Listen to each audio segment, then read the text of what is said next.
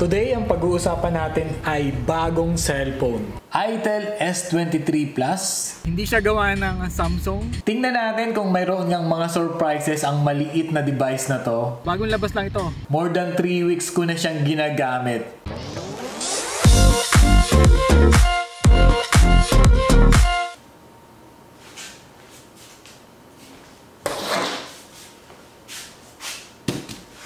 Isa ito sa mga underdog budget-friendly smartphones.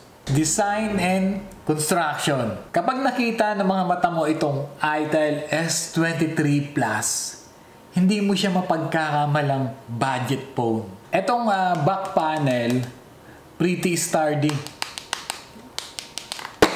Practically, hindi talaga babakatan ng fingerprints mo. Magandang balita yan, lalo na sa mga nagpapawish yung kamay.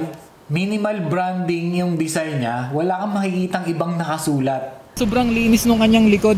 Minimalist. Wala kang makikitang any marking na nandito. Ito yata, ano ba to? Pero hindi siya halata. Oh.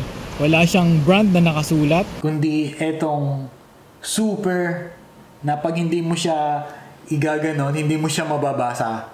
Tapos ang makikita mo lang tatak dito ay itong nasa ibabaw na to.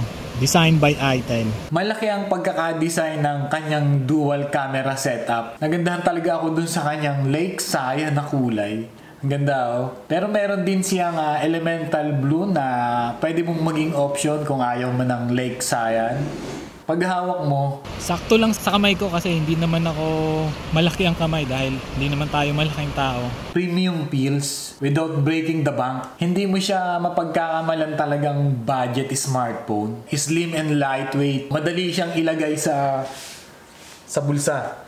Now, pag-usapan naman natin yung kanyang camera, yung pinaka-paborito kong part. Of course, camera. Itong S23 Plus na to brings a 50 megapixel main rear shooter to the table. It is snap sharp and vibrant colors. Kahit yung 2x zoom niya, good para sa akin. Colors are spot on. Pero kung trip mo naman, yung extra pop, meron din siyang AI at saka HDR mode. And yes, meron din siyang 10x zoom. Pero hindi ko nagustuhan ng kanyang 10x zoom.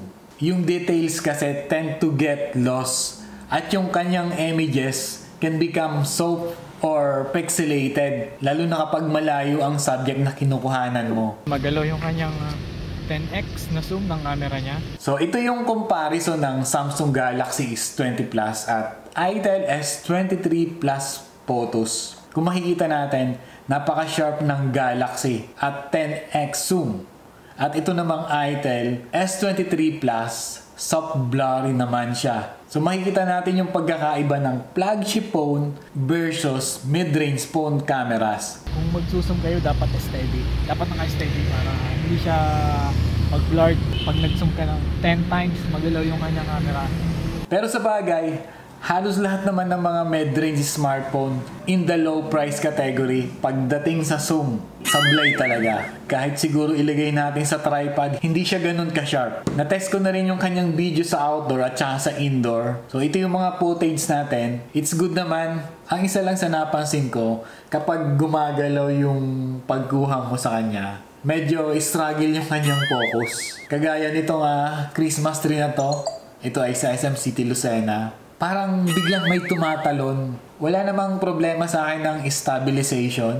Good siya. Pero ang isa pang concern ko, itong footage na to na naglalakad si Michael, ang setting nito ay against the light. Naglalakad siya toward the sun. So tingnan nyo yung sky. Medyo overexposed siya compared dito sa kuha ni Samsung S20 Plus. Pero tanggap ko naman yan dahil flagship phone itong si S20 Plus. Mas magugulat ako kung mas sharp at dated itong kay Itel S23 Plus.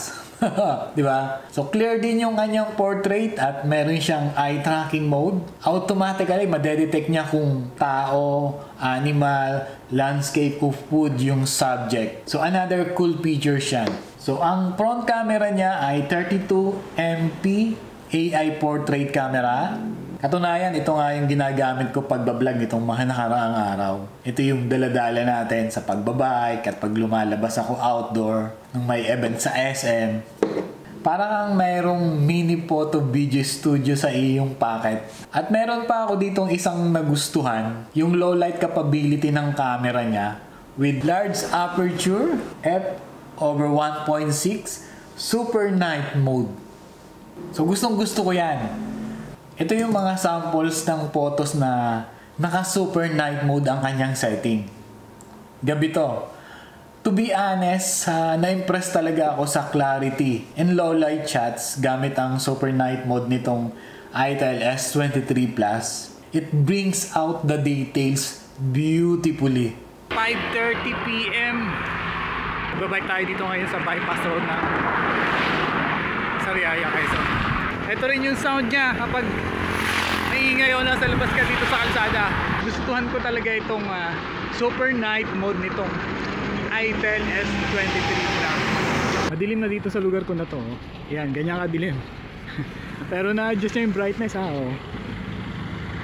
Ang isa pang napaka-exciting dito, itong display. Karamihan kasi ng budget phones ay LCD display.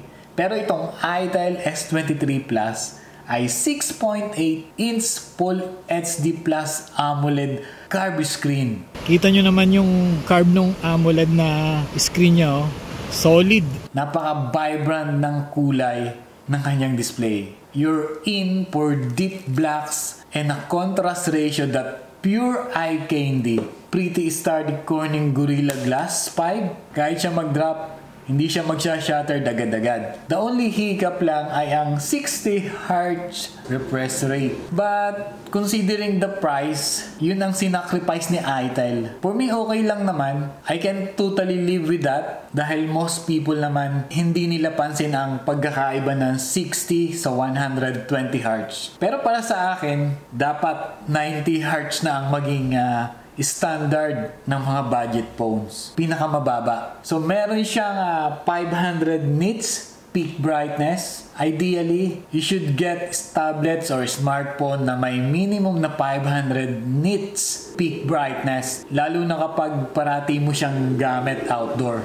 So isa din sa mga selling point nitong phone na ito ay ang kanyang in-screen fingerprint. Pero hindi siya ganun ka-responsive kung ikukumpara mo sa mga in-screen fingerprint ng mga flagship phone. So meron din siyang cool na dynamic bar. Kailangan mo lang i-update para ma-activate mo yung kanyang dynamic bar feature. So meron akong tutorial dyan. Nasa link. Check nyo na lang. Next, power under the hood. Performance-wise, it's not packing the most high-end chipset, pero hindi naman siya yung sobrang bagal o yung mabagal. With 8GB of RAM and Unisoc T616 chipset, it can handle naman yung mga daily tasks at kahit na some light gaming. Plus, you've got a whooping 256GB of storage, which is more than enough para sa iyong mga application, photos at saka videos. So you can even get your game on. Kahit na kailangan mong i-tone down yung settings ng graphics. Lalo na kapag mga intense games yung lalaruin mo. Ito pang isang napaka-cool. The itel S23 runs on itel OS 13, which is based on Android 13. Pero ang isa sa pinakagusto ko dito ay yung AI GPT assistant. It's called Ibana. Parang may helper kagaya ni Alexa. It does it all. Calls, music, navigation, searches, and many more. Just press the power button and you're good to go. Hey Ibana. I'm glad to see you. My heart beats every time I see you. When is your birthday? I'm born in a balmy and sweet June. My age is kept as a secret. Are you a Chinese or American? Oh, I'm not from China or America. I come from a land of vibrant cultures and beautiful traditions. Is there anything else I can assist you with? Open the YouTube application. Wow, very nice! Sa tingin ko hindi pa siya kasing solid ni Hey Google. It's a smart feature na kahit yung ibang high-end phones ay wala niyan. Battery for days. Meron siyang 5,000 milliampere powerhouse in there. That means tatagal siya sa buong araw kung moderate user ka lang naman. You can snap pics, play games, and do all your usual na hindi ka mag-aalala about the battery. And of course, meron siyang power boost. At syempre, kapag nalobat ka, meron siyang 18 watts fast charging. At according to ITEL, you can fully recharge it in about 2 hours. So in a nutshell, I'm pretty impressed with what the ITEL S23 Plus is bringing to the table. So napakagandang OLED display, low light capability ng kanyang camera, and that is smart AI assistant, yung kanyang dynamic bar, large storage, in-screen fingerprint, tsaka wag nating kalilimutan ng kanyang presyo. Just 7,699 pesos. At kung mabilis ka, meron silang sale na pwede mong mabili ng 6,499 with Shopee vouchers. Plus, meron silang freebies. Kagaya nitong tempered glass screen protector na to. Or yung kanyang earphones. Pero wag ninyo akong gagayahin dahil inalagay ko itong tempered glass na hindi ko tinatanggal yung plastic screen protector nitong item. While I appreciate the overall quality and features, ang hindi ko nagustuhan ay yung 10x zoom ng camera niya in terms of clarity and sharpness. At saka yung video niya, yung focus niya parang nagja-jump kapag gumagalaw ka ng pagpipilm. At saka dun sa video din niya na nakita natin, lots of details nung sky. Pero isipin din natin na it is a mid-range smartphone. At naunawaan naman natin yan. It may not reach the same camera performance levels ng mga flagship devices. However, in today's competitive market, ang pinakamahalaga sa mga user na kagaya ko ay yung quality ng camera. Kahit na mid-range phones yan. With this in mind, I believe naman na there is room for improvement in the zoom capabilities of this device. So ayun, what do you think about the ITEL S23 Plus? I'd love to hear your thoughts in the comments below. And remember, we're all in this tech journey together. So let's keep the conversations going.